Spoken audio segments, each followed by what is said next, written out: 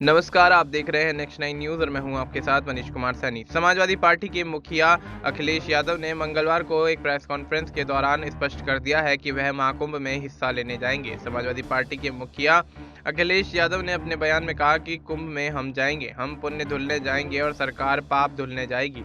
उन्होंने बीते कुछ दिनों से चल रही तमाम अटकलों पर विराम लगा दिया है।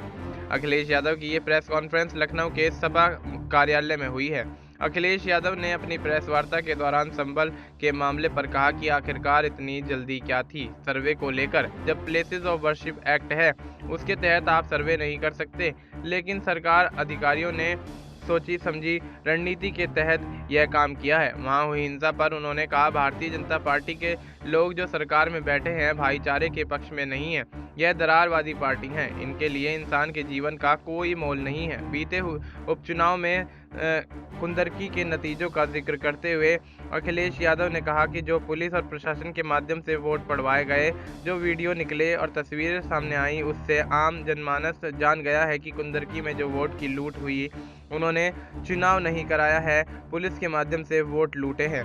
वहीं सरकार कह रही है कि अगर कुंदरकी जीत सकते हैं तो मिल्कीपुर क्यों नहीं। संभल की यह घटना नहीं थी, बहुत बड़ी साजिश थी। अब ऐसे में संभल की घटना को लेकर जिस तरह से अखिलेश यादव भारतीय जनता पार्टी पर मोर्चा खोलते हुए नजर आ रहे हैं, तो उससे स्थिति स्पष्ट होती है कि अब जो मिल्कीपुर की विधानसभा सीट है उस पर जो उपचुनाव होना है, उसमें कहीं ना कहीं भारतीय जनता पार्टी के लिए मामला फंसता हुआ नजर आ सकता है। और ऐसे में हमने देखा कि जिस तरह से 9 विधानसभा सीटों पर हुए उपचुनाव में 7 सीटों पर भारतीय जनता पार्टी और एनडीए के सहयोगी दलों ने कब्जा किया, तो अब ऐसे में देखा जा रहा है कि कुंदरकी विधानसभा सीट कहीं न कहीं सवालों के घेरे में आती हुई नजर आ रही है। और उसके साथ साथ मिल्कीपुर विधानसभा सीट से पहले होने वाले उपचुनाव में कहीं न कहीं अब भारतीय जनता पार्टी के खिलाफ समाजवादी पार्टी पूरी तरह से मोर्चा खोलती हुई नजर आ रही है। चाहे फैजाबाद के सांसद अवधेश प्रसाद हों या समाजवादी पार्टी के मुखिया और कन्नौज से सांसद अखिलेश यादव हों,